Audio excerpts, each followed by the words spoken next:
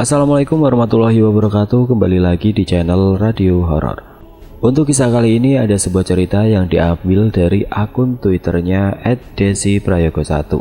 Dan untuk kisah yang akan saya bawakan kali ini yaitu sebuah kisah yang berjudul Petaka Guna-Guna Sang Pemuja.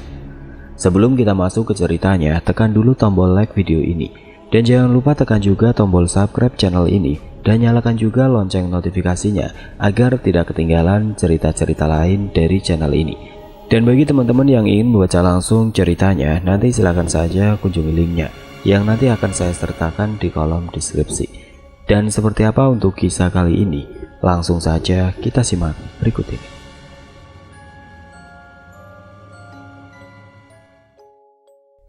Kali ini kita berkesempatan untuk melakukan kolaborasi cerita bersama salah seorang penulis yang namanya minta untuk disamarkan. Kami merasa terhormat manakala beliau menghubungi kami secara pribadi melalui pesan WA dan beliau berkata, "Semua cerita sudah saya kirim melalui email." Kami langsung bergegas mengecek email masuk dan benar, beliau telah mengirimkan 3 email yang berbeda. Kita baca secara seksama isi ceritanya dan baru disitulah kami menyadari bahwasanya kami sedang membaca sebuah cerita yang tidak main-main. Untuk cerita yang pertama, tim mendapatkan cerita ini dan cerita ini pernah dialami oleh salah satu keponakan beliau. Beliau ingin memberikan pelajaran untuk banyak orang melalui cerita kali ini. Pelajaran tentang pentingnya menghargai orang lain. Suka atau tidak suka kita dengan orang tersebut, alangkah baiknya jangan pernah menyakiti perasaannya. Apabila perasaan seseorang sudah sakit, wassalam. Karena kita tidak bisa membaca hati dan pikiran orang lain. Entah orang itu bersedia memberikan maaf atau justru seseorang itu berniat buruk kepada kita. Wallahu alam. Namanya orang kalau hatinya sudah sakit, pasti akan gelap mata. Untuk kisah kali ini beliau meminta kita menyamarkan semua nama-namanya. Soalnya ini berhubungan dengan keluarga dekatnya. Mengingat kejadian ini belum lama merenggut nyawa sang keponakan. Narasumber kita ini memiliki keponakan yang bernama Rita. Usianya masih 18 tahun. Dan tahun kemarin baru lulus SMA. Sejak SMA kelas 1, Rita menjalin hubungan dengan seorang cowok yang seusia dengannya bernama Tio. Meski sudah berstatus sebagai pacarnya, tidak dipungkiri kalau banyak sekali laki-laki yang menyukai Rita karena parasnya sangat cantik. Hanya saja Rita tipe anak yang tidak bisa seenaknya kepada laki-laki, sekalipun dia memiliki paras yang menawan. Bisa dibilang kalau Rita anaknya setia. Sebenarnya risih juga jadi Rita. Kemana-mana selalu dipandangi laki-laki, bahkan dia juga kerap mendapatkan catcalling. Buat kalian yang gak tahu apa itu catcalling, semoga artikel ini membantu. Catcalling adalah pelecehan di jalan atau pelecehan di ruang publik. Adalah pelecehan yang seksual, berbasis gender dan termotivasi oleh bias yang terjadi di ruang publik seperti di jalan, pasar, transportasi umum, dan media sosial. Tidak selamanya hubungan Rita dan Tio berjalan baik-baik saja. Ada kalanya mereka selisih paham masalah sepele. Contohnya seperti bermacam-macam fitnah seputar Rita yang terdengar di telinga Tio. Kadang ada yang bilang kalau Rita sebenarnya anaknya seperti ini, seperti itu. Tapi mereka berbicara tanpa bukti satupun. Semakin lama Tio akhirnya bisa berpikir, kenapa dia mudah sekali terhasut. Padahal semua yang dibicarakan belum tentu benar adanya. Tio lambat laun akhirnya bisa menilai sendiri sosok Rita itu seperti apa. Dari situlah Tio sudah tidak lagi mempercayai desas-desus mengenai pacarnya. Dia memilih untuk mempercayai Rita walau tidak bisa sepenuhnya. Rita yang penasaran dengan sumber segala keributan itu akhirnya mulai mencari tahu. Dia mulai mengamati sekitarnya. Dia mendapati banyak sekali kejanggalan, seolah semuanya sudah dipersiapkan matang-matang untuk menghancurkan hubungannya bersama Tio. Semakin penasaran Rita dengan dalang dibalik semua ini. Ternyata biang keroknya adalah Bimo. Rita maupun Tio sangat-sangat mengenal baik sosok Bimo ini, karena mereka seangkatan. Terutama Tio, karena Tio dan Bimo adalah teman sekelas. Harusnya Bimo adalah kakak kelas mereka, tapi Bimo pernah tidak naik satu kali. sehingga mereka kini harus duduk sepantaran. Dari pertama kali masuk sekolah, sebenarnya Rita sudah tahu kalau Bimo suka dengannya. Cuma Rita tidak suka, apalagi Bimo terkenal melakukan premanisme di sekolah. Membuat Rita bukannya terpesona, justru malah risih. Semaksimal mungkin Rita mencoba menghindar dari Bimo. Mungkin cewek-cewek lain ketika didekati Bimo senang, soalnya Bimo kaya dan uang sakunya selalu banyak. Rita malah kasihan melihat Bimo dimanfaatkan sama teman-temannya. Untuk apa juga Rita harus menaruh simpati kalau Bimonya sendiri fine-fine aja. Yang ada nanti dikira dia cemburu dan lain-lain. Siapa sih Bimo ini? Bimo adalah anak yang menjadi sorotan plus di sekolah. Selain disorot karena aneka kenakalannya, Bimo disorot karena kekayaannya. Bimo adalah anak pemilik yayasan tempat Rita bersekolah menuntut ilmu. Apa saja yang mau akan dikerjakan secara cepat dan tidak pernah kekurangan. Hidup Bimo serba berkecukupan, makanya dia kerap menindas anak-anak yang hidup di bawah batas ketentuannya. Bimo memiliki standar seseorang bisa menjadi temannya atau justru menjadi kacungnya. Tidak peduli itu laki-laki maupun perempuan. Dia akan menindas siapapun yang menurutnya lemah. Kalau kita membahas secara fisik, rasanya tidak etis, nanti takut kena body shaming. Yang pasti kalau dibandingkan dengan Tio, Bimo itu kalah jauh. Bukan hanya secara fisik aja ya, tapi secara pemikiran dan sikap. Bimo gak ada apa-apanya bagi Tio. Sejak kelas 1 sampai kelas 3, Bimo itu gak ada henti-hentinya mengejar Rita. Hampir setiap bulan sekali, Bimo akan rutin menyatakan cintanya ke Rita. Walaupun Bimo tahu kalau Rita sudah sah berpacaran dengan Tio, anehnya si Bimo ini kan sudah berkali-kali memfitnah Rita. Bahkan Rita juga tahu dalang dibalik semua kekacauan hubungannya dengan Tio. Gak ada sedikit pun Rita memperpanjang masalah sama Bimo. Tapi kok Bimo ini seperti tidak tahu malu. Dia yang sudah menyebabkan segala kekacauan hubungan orang lain, dia juga yang datang mohon-mohon ke Rita. Udah ngebuat nama baik Rita jadi jelek, nggak punya malu dia minta Rita terima cintanya. Emang Rita apaan? Segitu rendah dan bodohnya Bimo sampai tega menghancurkan kebahagiaan orang lain demi kepentingan dirinya sendiri. Kalau kita suka sama orang itu wajar, tapi terserah orang itu juga mau terima kita atau enggak.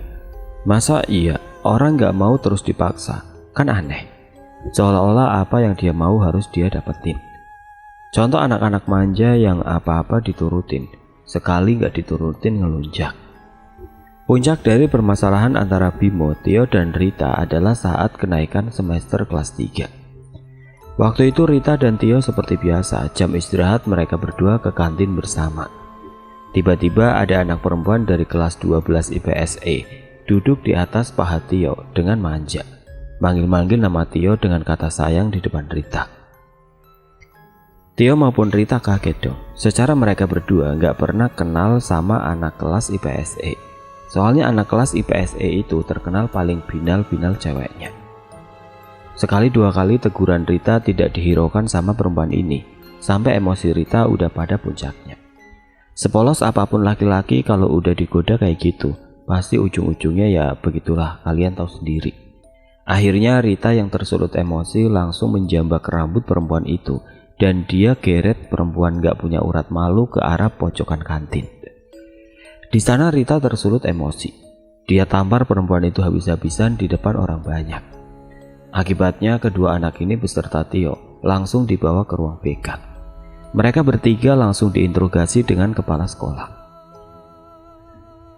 Barulah di situ perempuan itu ngaku kalau dia adalah anak yang dibayar sama Bimo untuk menggoda Tio. Sebenarnya dia tidak mau, tapi anak ini berada di bawah tekanan dan paksaan Bimo. Cuma kepala sekolah yang memegang langsung kasus mereka tidak berani memanggil Bimo. Apa karena Bimo anak ketua yayasan? Bisa jadi begitu, dan bapak kepala sekolah ini takut nantinya akan diberhenti tugaskan. Soalnya Bimo itu anaknya pinter banget bersilat lidah di hadapan orang tuanya. Yang harusnya seperti ini dia bilang berbeda. Merasa tidak ada yang berpihak dengannya, akhirnya Rita keluar ruangan BK dan berjalan ke arah kelas Bimo berada. Disinilah Rita membuat kesalahan yang amat sangat fatal. Begitu Rita sampai di depan ruang kelas Bimo, dia teriak, "Bimo, keluar kamu!" Bimo yang mendengar suara Rita dari jauh langsung berjalan keluar kelasnya. "Apa sih Rita cantik kekasihku?" tanya Bimo dengan gelagat yang menjijikan. "Bajingan kamu, ngapain kamu suruh Priscilla buat godain Tio Pakai acara bayar dia segala. Kenapa? Kamu merasa gak mampu dapetin aku ya? Sampai melakukan hal konyol kayak gitu. Bimo, kamu itu ngaca. Udah gendut, jelek, banyak tingkah, anak mama, tapi udah belagak preman. Ingat ya baik-baik, sampai aku mati pun aku gak sudi sandingan sama kamu." Duh, amit-amit. Kalaupun nantinya di dunia ini laki-lakinya cuma ada kamu, mending aku mati aja daripada harus nikah sama laki-laki kayak kamu. Jadi gak usah ketinggian mimpimu. Awas ya, kalau sampai kamu buat ulah lagi, aku gak akan tinggal diam. Emang siapa juga yang bakal diem terus-terusan kamu injek, Bimo? Bangsat, ucap Rita sambil dipenuhi emosi. Bimo yang mendengar Rita bicara panjang lebar sampai tidak bisa berbuat apa-apa. Dia cuma melongo dan matanya hanya melihat Rita berjalan menjauh dari dirinya. Setelah Rita menghilang dari pandangannya, Bimo langsung menggebrak pintu ruang kelas dengan ekspresi wajah marah. Bimo bergumam, "Awas kau Rita." Rita merasakan perasaan lega setelah berbicara seperti itu kepada Bimo. Akan tetapi ada firasat tidak enak di dalam dirinya. Pikirnya, mungkin itu hanya perasaannya saja dan dia kembali masuk ke dalam kelasnya. Tio dan Priscilla juga kembali ke kelas masing-masing. Berita tentang Rita yang melabrak Bimo sudah tersebar di kalangan satu sekolah, menjadi bahan gibah terbaik di jam istirahat. Lambat laun cerita itu mulai berlalu, hingga 1 minggu setelahnya Rita mulai merasakan sesuatu yang aneh di tubuhnya. Dia merasa tubuhnya berat sekali. Dia juga sering merasa haus, seolah-olah sedang dehidrasi parah. Tubuhnya juga banyak sekali biru-biru lebam yang entah penyebabnya kenapa. Kuku tangan dan kakinya juga seperti berwarna kuning. Sampai kedua orang tua Rita membawanya periksa dan pada saat dilakukan segala tes, hasilnya menunjukkan Rita sehat. Sama sekali tidak ada penyakit apapun di tubuhnya. Lantas ini semua kenapa? Akhirnya mamanya Rita memutuskan untuk meliburkan Rita sekolah selama 3 hari sesuai saran dokter yang menanganinya. Setiap pagi Rita akan berjemur di bawah hangatnya sinar mentari, meminum segala obat dan vitamin yang diresepkan oleh dokter, memakan makanan yang halus dan banyak minum air putih. Tapi kondisi Rita semakin lama semakin memprihatinkan. Pernah suatu hari dia sesak nafas, buru-buru dia bawa ke rumah sakit karena takutnya COVID. Saat dites swab hasilnya negatif. Di ronsen segala bentuk, dokter bilang kalau paru-paru maupun organ vital Rita lainnya nampak berjalan normal. Sama sekali tidak ada indikasi sakit. Lah terus Rita ini sakit apa? Tidak hanya sampai di situ. Di sekujur tubuhnya Rita seperti keluar benjolan berwarna merah. Tiba-tiba benjolan itu semakin lama kian membesar dan meletus. Pas meletus, Rita selalu merasa kesakitan, sampai teriak panas-panas. Kalau ada meletus satu, tiba-tiba tumbuh lagi di bagian lain. Selain itu, letusan tersebut menimbulkan aroma busuk. Pokoknya baunya itu lebih parah dari bau busuk bangkai tikus. Rita harus menahan sakit pagi sampai malam. Dibawa ke dokter kulit dan kelamin dari yang model klinik sampai spesialis. Semuanya merasa bingung sama penyakit yang diderita Rita saat itu.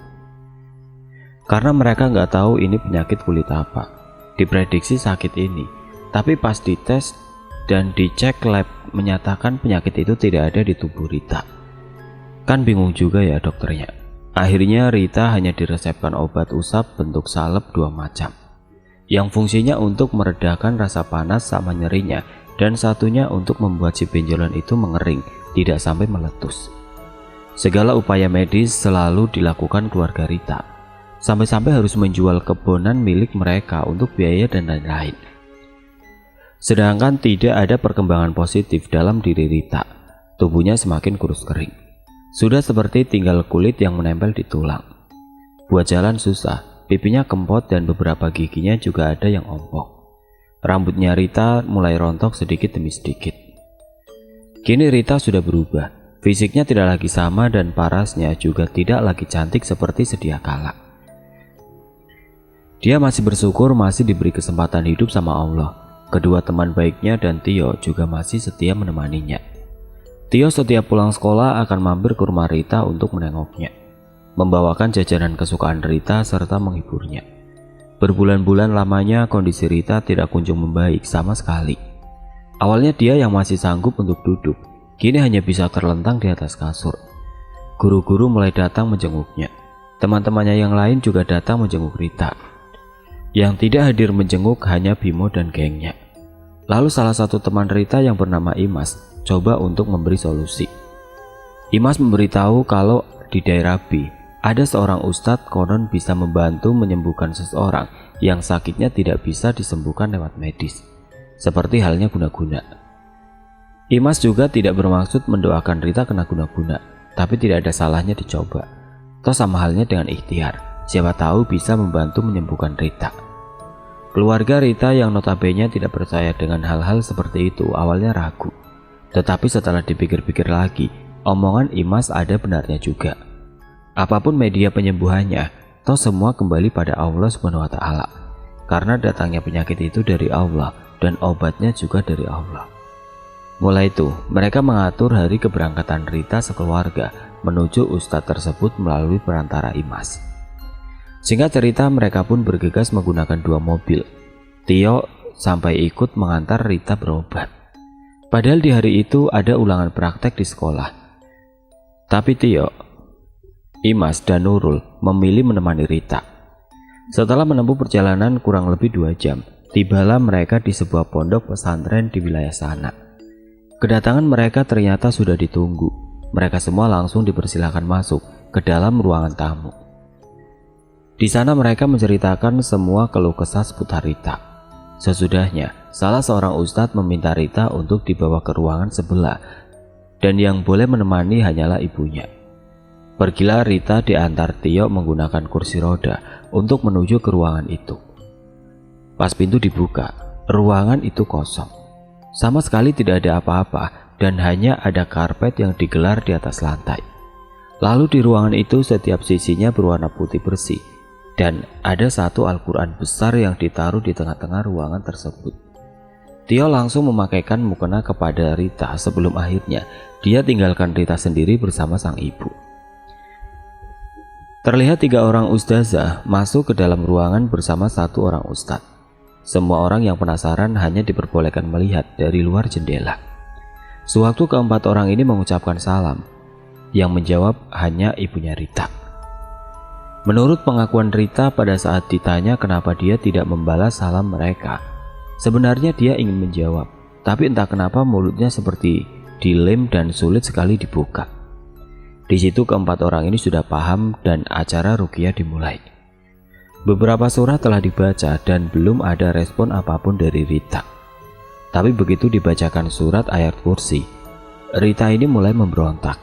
Dia tahu-tahu berdiri dari kursi roda dan marah. Semua orang kaget, padahal Rita ini jangankan berdiri, untuk bangun saja dia susah. Lah, itu malah berdiri.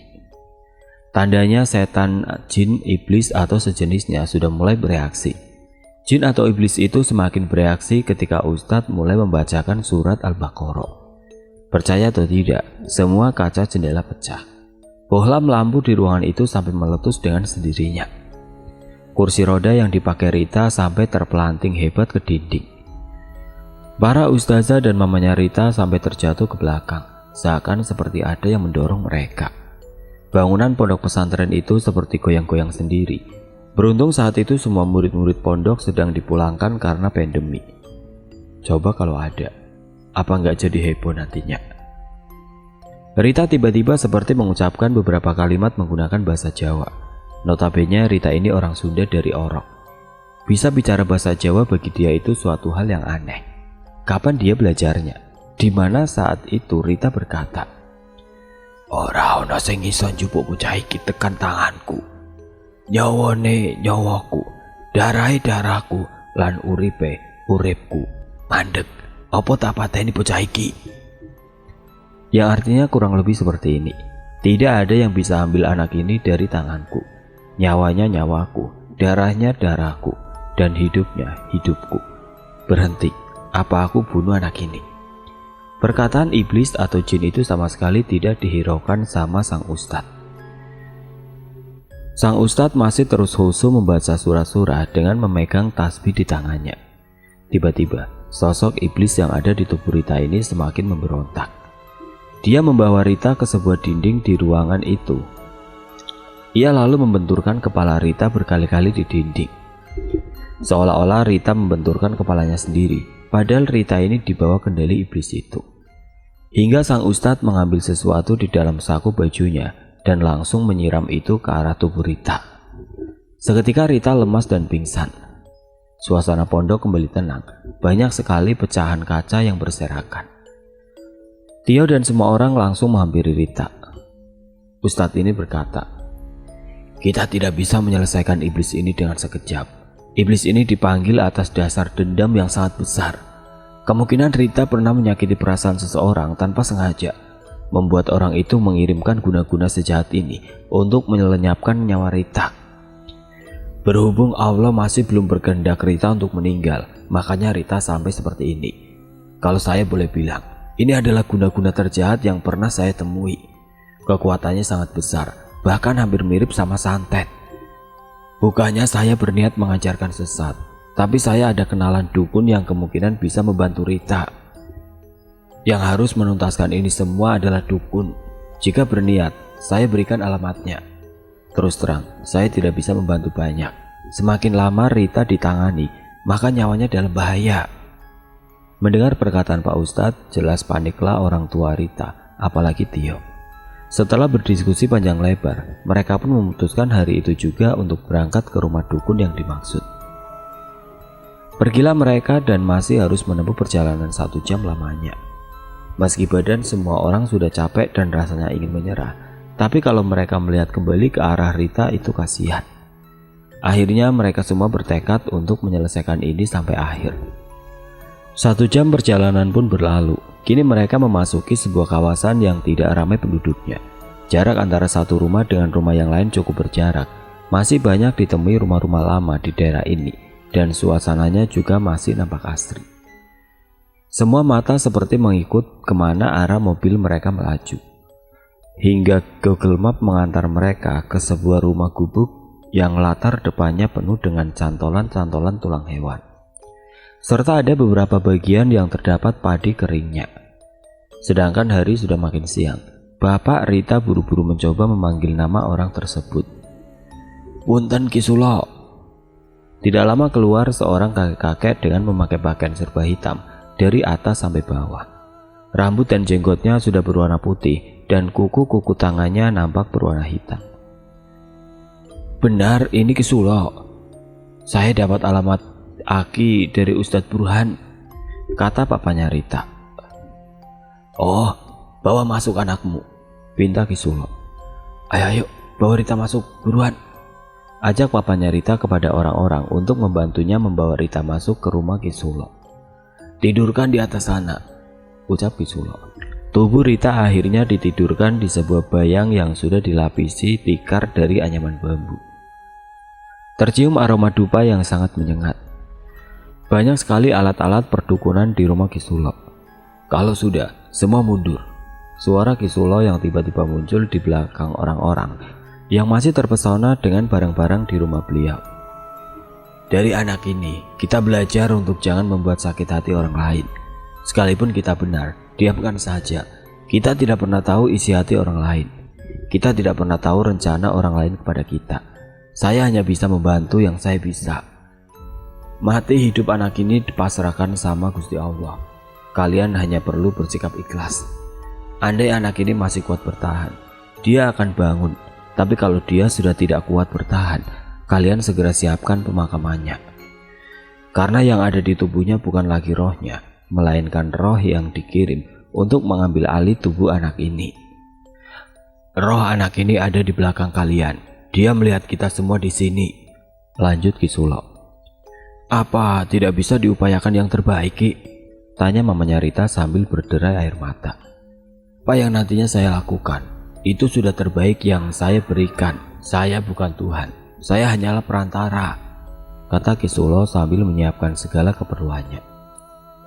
Kalau sudah siap dengan segala konsekuensinya, saya mulai sekarang. Tapi kalau belum, silahkan dipikir lagi. Jangan sampai lebih dari jam 3 sore. Apabila sudah jam 3 sore, iblis ini sudah tidak bisa lagi dilepas dari tubuh anak ini. Selamanya iblis itu akan bersemayam di sini, seolah kalian telah melahirkan generasi penerus yang baru. Jelas Kisulo. Punten, maksudnya gimana Ki? Tanya narasumber yang saat itu kebetulan ikut. Benar, tubuhnya anak ini, tapi isinya adalah orang baru yang menciptakan sifat dan watak berbeda dari anak ini. Karena di dalamnya sudah bukan anak ini, melainkan iblis yang berbahaya, ungkap Kisulo. Papanya nampak memperhatikan jam yang terpasang di tangannya dan ternyata saat itu sudah jam 2 siang. Artinya tidak lama lagi sudah jam 3 sore. Sudah Ki, lakukan apapun yang menurut Aki bisa menyembuhkan anak saya. Saya mohon lakukan yang terbaik, pinta papanya Rita. Kalian berdoa saja sama Allah agar semuanya lancar, pungkas Kisulo. Lalu Kisulo nampak memberikan sebuah aba-aba kepada seseorang. Siap Yondu, bismillah. Ritual pun dimulai. Kisulo seperti membacakan beberapa mantra yang narasumber sendiri tidak tahu itu mantra apa. Selanjutnya Kisulo seperti memecahkan 2 butir telur di atas tubuh Rita, dan kedua telur itu berwarna hitam bercampur darah. Ada banyak abu di dalam pecahan telur itu.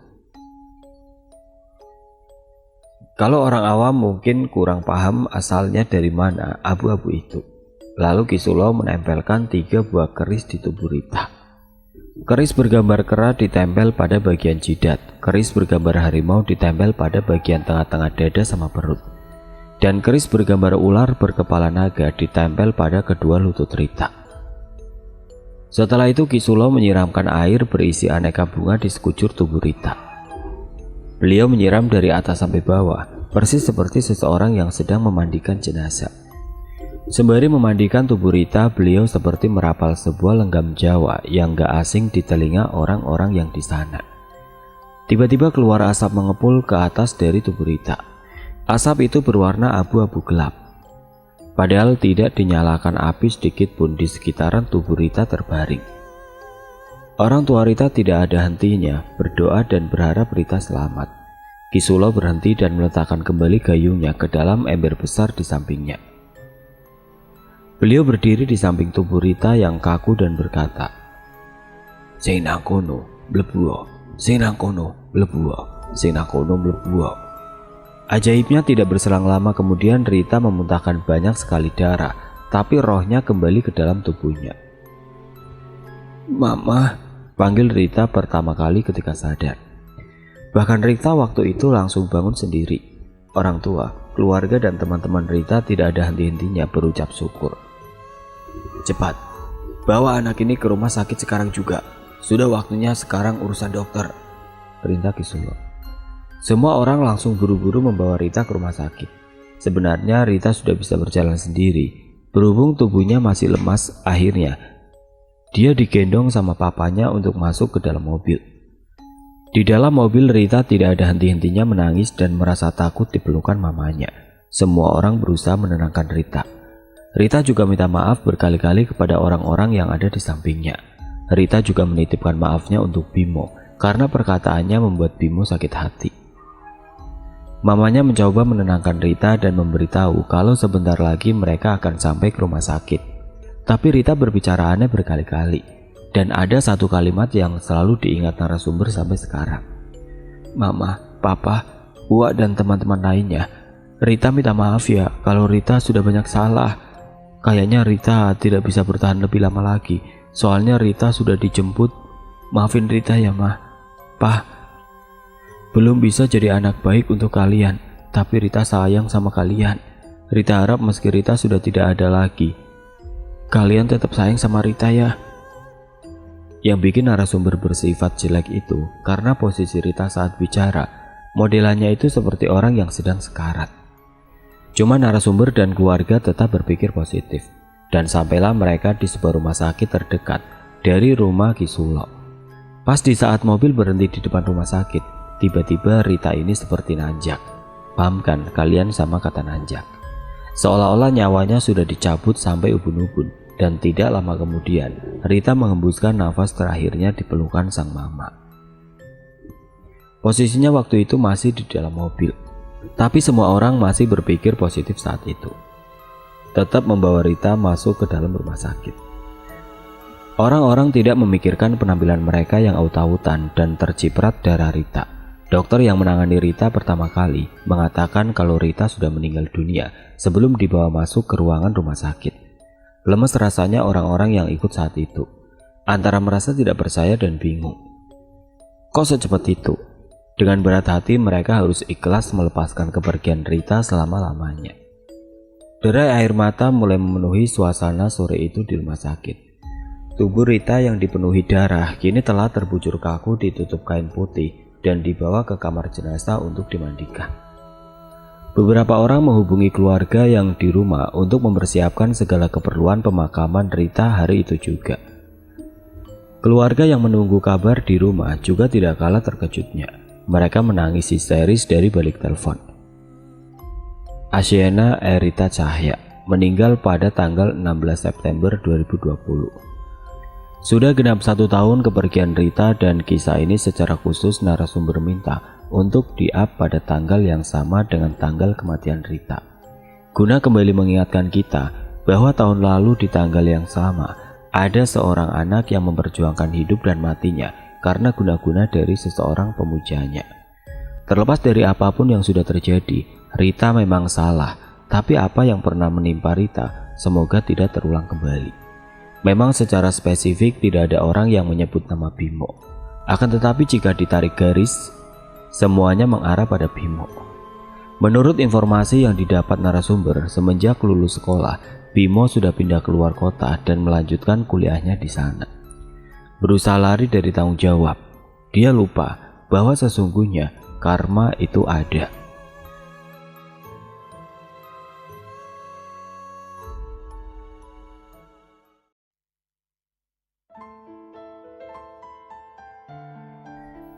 Oke teman-teman, sekian untuk cerita kali ini. Semoga apa yang sudah saya sampaikan dalam kisah ini dapat dijadikan pelajaran untuk kita semua. Dan buat teman-teman yang baru bergabung, jangan lupa untuk like, komen, share, serta subscribe channel ini. Dan nantikan kisah-kisah horor berikutnya tetap di channel Radio Horor. Wassalamualaikum warahmatullahi wabarakatuh.